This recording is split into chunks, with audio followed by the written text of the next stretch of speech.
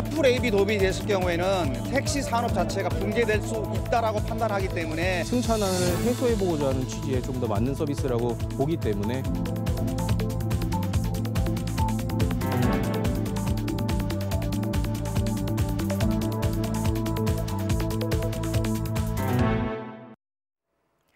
카카오 자회사인 카카오 모빌리티의 카풀, 즉 출퇴근 차량 공유 서비스가 다음 주 월요일부터 본격 시행될 예정입니다. 택시기사들은 거세게 반발하며 이미 여러 차례 대규모 집회를 가졌고 어제는 한 50대 택시기사가 국회 앞에서 분신해 숨졌습니다. 그가 남긴 유서에는 카카오 카풀은 본래 카풀 제도의 취지를 호도해 사업 이윤을 추구하는 불법적 행위라는 내용이 담겨 있었는데요. 택시 서비스를 보완하기 위해 공유경제라는 세계적 흐름 속에서 카풀 서비스를 봐야 한다는 시각과 생존권을 위협받는다는 기존 택시기사들의 호소, 어떻게 풀어가야 할까요? 화요일의 오아시스, 오늘은 김방희 생활경제연구소장과 함께 이 문제 짚어보겠습니다.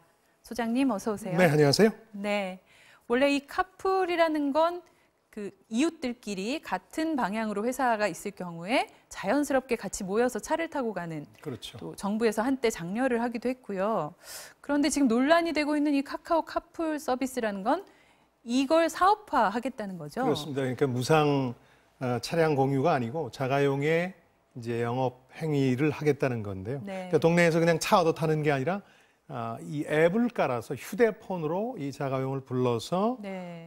이용한다. 정확히 말하자면 네네. 유상 카풀 앱 서비스다 이렇게 봐야 될 텐데 이걸 그냥 네. 카풀 서비스라고 부르는 이유가 있는데요. 네. 카풀 운동 당시에 어떤 유산이 법의 단서 조항으로 하나 남았는데 네. 이게 지금 이런 서비스가 가능한 법적 기반이 됐어요. 그게 이제 잠깐 보시겠습니다만은 네. 우리나라 여객 자동차 운수 사업법 81조를 보면 굉장히 중요한 유상 운송 금지 조항이라는 게 있습니다. 그러니까 네. 자가용을 돈 받고 운행하면 안 된다는 겁니다. 네네. 법인이 아닌 경우에. 네. 출퇴근 때 승용 자동차를 함께 타는 경우는 예외로 한다 하는 단서 조항이 하나 저기 붙어 있는데 저게 카풀의 유산입니다. 카풀 때 왜 네. 동네 사람 차 이용하고 나서 살해라도 하거나 이런 경우가 있기 때문에 네네. 이게 이제 남아 있다 보니까 이 단서 조항을 이용한 서비스다 그래서 그냥 요즘은 카풀 서비스다 이렇게 부르고 있는데 네. 우리가 예전에 생각했던 그것과는 약간 차이가 있습니다. 네. 그래서 지금 그 차량 공유 서비스로 제일 유명한 건 미국의 우버를 그렇습니다. 다들 생각하실 텐데 이 우버가 국내에는 3년 전에 들어왔다가 3년 전에 철수를 했잖아요. 그렇죠. 네. 이번에 도입되게 될 카카오 카풀이란 게 우버랑은 어떤 점이 다른 그러니까 건가요? 이제 우버는 흔히 차량 공유 서비스라고 하고 국내에 네. 들어왔을 때 아까 말씀드린 저런 여객자동차 운송사업법이라는 거에 81조 조항 때문에 불법이 되고 말았어요. 그래서 할 수가 없었기 때문에 네. 2015년경에 이제 택시 서비스를 중개하는 쪽으로 하다가 이제 시원찮으니까 철수를 했는데 네. 법 조항 때문이긴 했습니다만 사실상 이제 택시 업계가 워낙 생존권을 두고 반발했기 때문에 예. 우버는 두 손을 든 거죠. 근데 만약에 이 카풀 서비스는 물론 차량 공유 서비스는 아니다. 카풀이다 이렇게 주장하지만 네. 이게 이제 택시 업계에서는 장기적으로 차량 공유 서비스로 갈 거다 이렇게 보고 있는데 만약 이게 이제 한국에서 현실화되면 그런 논란은 남겠죠. 왜 세계적인 공유업체 기업은 안 되고 네. 우리나라 토종 기업은 되느냐 하는 쟁점도 앞으로 남을 것 같습니다. 네, 그러니까 우버가 저렇게 철수를 하고 난 뒤에도 이 시장이 워낙에 성장세가 있기 때문에 세계적으로는 그렇죠. 국내에서도 토종 이런 차량 공유 서비스 업체들이 계속 생겨났던 이게 거죠. 한 두서너 개 생겼는데요. 우버가 떠나고 나서 관련 조항을 잘 들여다보니까 저 단서 조항이 있잖아요. 단서 조항을 활용해서 네. 우리는 출퇴근 시간만 하겠다 하는 업체들이 한 2개 정도가 유명한 게 생겼어요. 네네. 플러스라는 업체하고 럭시라는 업체인데 플러스라는 업체는 특히 출퇴근 시간을 조금 확대 해석하기 시작했어요. 우린 새벽에 출근한다. 혹은 네. 뭐 오후에 출근할 수도 있는 거 아니냐 이렇게 하다 그럴 수도 보니까 있겠네요. 네. 그야말로 이제 그 건드린 거죠. 네, 이해관계를. 네. 그래서 사실은 1년 전에 서울시하고 국토부로부터 고발당했어요. 그래서 여기는 이제 의미가 없어졌고 네. 이번에 말씀하신 카카오 모빌리티라는 카카오 자회사가 바로 이 럭시라는 회사를 인수했어요.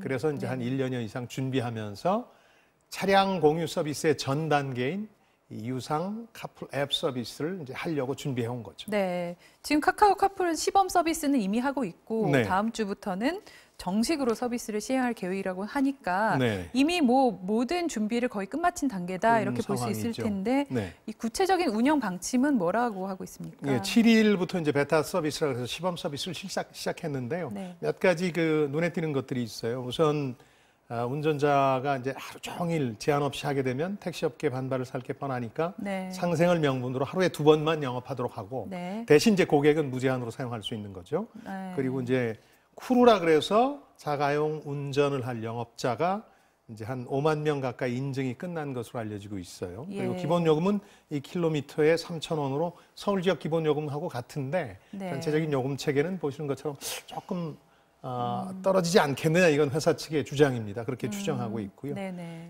토종 차량 공유 서비스 업체까지 인수하면서 사실은 1년간 준비를 해왔기 때문에 이 회사 입장에서는 더는 미룰 수 없다. 네. 이런 입장이에요. 그래서 17일 이제 상당히 그 뭐 논란이 있더라도 정식 서비스를 시작하겠다는 거였는데 네. 이제 법적 논란은 불가피할 것 같아요. 왜냐하면 아까 영업 시간에 제한을 두지 않기 때문에 네. 원래는 저 단서 조항에도 출퇴근 시간이라는 애매모호한 그렇죠. 단서는 있잖아요. 근데 그거에 구애받지 않겠다는 거니까 이건 불법이다. 그래서 사실은 택시업계에서는 정부가 이제 묵인할 게 아니라 불법 영업 행위를 단속해야 된다. 이런 네. 주장들을 계속 해왔던 거죠. 네. 그래서 택시업계에서는 어떤 부분이 가장 문제라고 지금 지적을 하고 있습니까? 네, 이제 택시업계 입장에서는 역시 이제 지금도 수도권 같은 경우에는 공급 과잉으로 택시 수입이 계속해서 줄고 있거든요. 이런 상황에서 이 자가용 영업 행위가 벌어지게 되면 택시 산업의 어떤 존립 기반 자체가 이제 흔들릴 걸로 보고 있어요. 그래서 10월에 이게 공론화된 이후에 계속해서 대규모 집회를 카카오 모빌리티 이제 네. 회사 앞이라든가 광화문 또 국회 예. 앞에서 집회를 가져온 건데요. 특히 이제 콜택시 앱 같은 것 중에 카카오 택시라는 게 있잖아요. 그렇죠. 그걸 지금 택시 기사님들 가운데 한 90% 가까이가 이용하고 있거든요. 손님들도 많이 이용하지만 그렇죠. 그러다 보니까 이 회사를 우리가 키워준 건데 이렇게 우리를 배신할 수 있느냐 하는 배신감도 토로하고 있고 네. 그래서 앞으로 이 카카오 택시 콜에는 응하지 않겠다는 이제 공개적인 천명도 하고 있습니다. 네. 택시업계 불만은 이제 그런 자신들의 생존권을 이제 완전히 박탈하는 조치다 이렇게 보고 있는 것이죠. 예. 그 택시업체는 택시가 이제 공급 과잉이다 이렇게 말씀을 하시는데 사실 또 택시를 잡는 사람들 입장에서는 조금 얘기가 좀 달라질 수가 있는 게 그렇죠. 뭐 출퇴근 시간대, 심야 또 이렇게 번화가나 아니면 날씨가 안 좋을 때는 택시가 정말 안 잡히는 경험을 누구나 다 갖고 있잖아요. 그러다 보니까 이게 설문조사를 했더니 소비자들은 카풀 도입에 찬성하는 쪽이 더 많았다고요. 훨씬 많죠. 이제 소비자들은 대체로 이제 카풀 서비스를 반기는 분위기긴 해요. 네. 이제 그만큼 기존 택시 서비스에 만족 못했다는 뜻도 될 테고요. 예. 게다가 이제 젊은 소비자들 같은 경우는 이걸 우버 같은 걸 외국 나가서 이용을 해봤거든요. 상당히 편리하다는 걸 깨닫게 된 거죠. 그래서 예전 같으면 왜 이런 일이 벌어지면 이제 이 택시 기사님들처럼 어려운 분들 밥그릇 대기업이 뺏어간다 그러면서 네네. 격앙하고 동조하는 분위기도 있을 텐데 내 삶에서 워낙 많이 이용하는 택시 서비스다 이런 점도 하나 있고 또 하나는 글쎄 어떤 기술의 어떤 흐름상 우리나라만 이렇게 예외적으로 이런 걸 안 할 수 있겠느냐 하는 그런 두 가지 이유 때문에 네. 젊은 소비자들을 중심으로는 아무래도 찬성 분위기가 우세하다고 봐야 되겠죠. 네. 근데 또 한편에서는 안전 문제가 좀 대두가 되고 있는 것 같은데요. 네.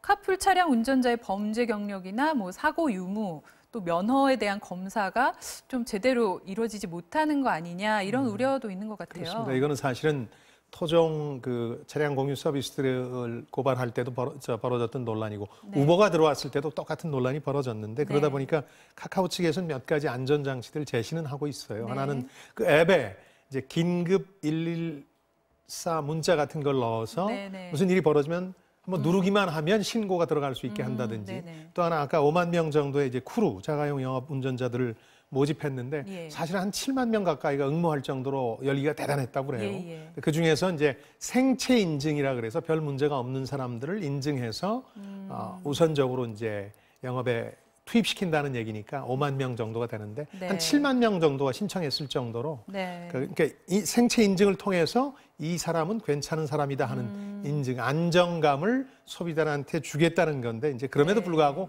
근본적인 한계는 이게 법으로 어떤 근거를 갖춘 사업은 아니기 때문에 예. 앞으로 이제 무슨 문제가 벌어졌을 때 법적 논란의 여지는 남아 있다고 봐야 되겠죠. 어딘가 안전 사각지대가 있을 우려가 상당히 예. 있는 것 같습니다. 그 얼마 전에 미국에서는 이 세계 최초로 자율주행 택시까지도 유료 서비스에 들어갔다고 해요. 그렇습니다. 예, 기술이 정말 하루가 다르게 빨리 발전하는 것 같은데 이런 걸 막는다는 건 또 역부족이 아닌가 싶기도 합니다. 그런 면이 좀 있어요. 그러니까 지금 우리 사회에 격렬하게 이제 벌어지고 있는 이 논쟁이 오히려 조금 뒤늦은 감도 있어요. 무슨 얘기냐면 네. 한 5년 후가 되면 구글 같은 회사가 지금 말씀하신 자율주행 택시 서비스를 이제 이번에 개시하면서 상당히 보시는 것처럼 네네. 운전자가 있건 없건 핸드폰으로 택시 혹은 자가용을 부를 수 있는 시대가 되는 거거든요. 일종의 시대적 흐름이 되는 건데 거스르기 힘든 기술 추세가 되고 있어서 네. 이걸 막을 수 있느냐 하는 부분들에 대해서 이제 논란이 있는데 저는 두 가지 사례를 좀 말씀드리고 싶은데 17세기에 그 영국에서 자전거가 아주 선풍적인 네. 인기를 끌기 시작했어요. 그랬더니 자전거를 신사숙녀들이 타는데 네. 그동안은 늘 갖춰 입을 때 모자를 썼는데 자전거가 부담이 되잖아요. 네네. 그 모자 업계가 다 죽게 생겼으니까 정치권의 로비를 통해서 이걸 막아달라 그래서 네. 모자법이라는 걸 만드는데 뭐냐면은 새 자전거를 살 때는 반드시 모자 3개를 같이 사라. 아, 모자를 3개를 같이 사야 된다. 예, 그런 네. 법을 제정한 적도 있어요. 그러나 자전거가 보급 안 된 건 아니잖아요. 그렇죠. 또 하나는 이제 자동차가 영국에서 18세기 후반에 이제 막 보급될 무렵에 네. 마차 우선 교통법 개정이 있었거든요. 네네. 마차를 우선한다. 기존의 마차가 이제 훨씬 많이 쓰였으니까. 네. 그래서 사거리에서 자동차가 마차를 만나면 기다린다. 기다릴 때는 네네. 조수석에 있는 사람이 빨간 길을 들고 서서 기다려야 된다 등등의 그런 이제 기술적 흐름을 막는 여러 가지 법 제도를 만들어 봤는데 네. 결국은 뭐 영국이 오히려 자동차 혁명의 주도권을 미국에 뺏긴 결과밖에 안 됐거든요. 네. 이런 기술의 흐름이라는 게 막기도 어렵고 네. 설령 우리나라만 막는다 하더라도 오히려 세계적인 흐름에 뒤처질 가능성이 있어서 네. 이제 우리 정부의 고민도 그런 데 있다고 하겠습니다. 네, 그러니까 우버가 현대자동차 기업가치 6배에 이른다는 그런 사실에 저도 놀랐는데요. 네. 앞으로도 이 분야가 상당히 성장세가 유력한 것으로 그렇습니다. 이제 보고 있는 거죠. 우버는 더 놀라운 게 2010년부터 미국에서 서비스를 시작했어요. 네. 그러니까 10년도 안 돼서 150조 원짜리 회사가 됐고요. 지금 저렇게 전 세계 공장을 갖추고 있는 현대차처럼 공장이 있는 것도 아니에요. 그냥 네. 핸드폰에 앱 하나 달아서 150조 원짜리가 됐고 이번에 상장을 앞두고 있거든요. 네네. 맥킨지라는 세계적인 컨설팅 업체가 내놓은 자료를 보니까 지금 네네. 자료가 나옵니다만 완성차 판매 같은 경우는 2030년까지 굉장히 줄어든다. 절반 가까이.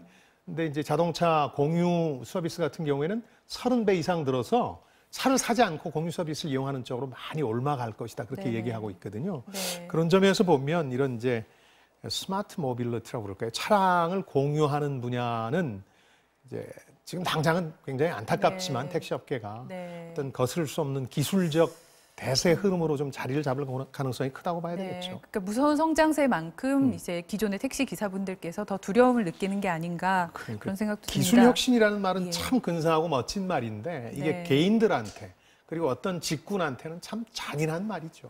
예, 네. 고통이 따를 수밖에 없는 거죠. 그래서 관건은 이 택시 업계와 카풀 서비스가 그러면 어떻게 공생할 수 있는가 이런 길을 모색하는 거일 텐데요. 그렇습니다. 네. 어떻게 좀 가야 한다고 상생의 길이 보십니까? 쉽지는 않은데 다만 저는 택시 업계에도 이참에 이런 고민은 하셨으면 좋겠어요.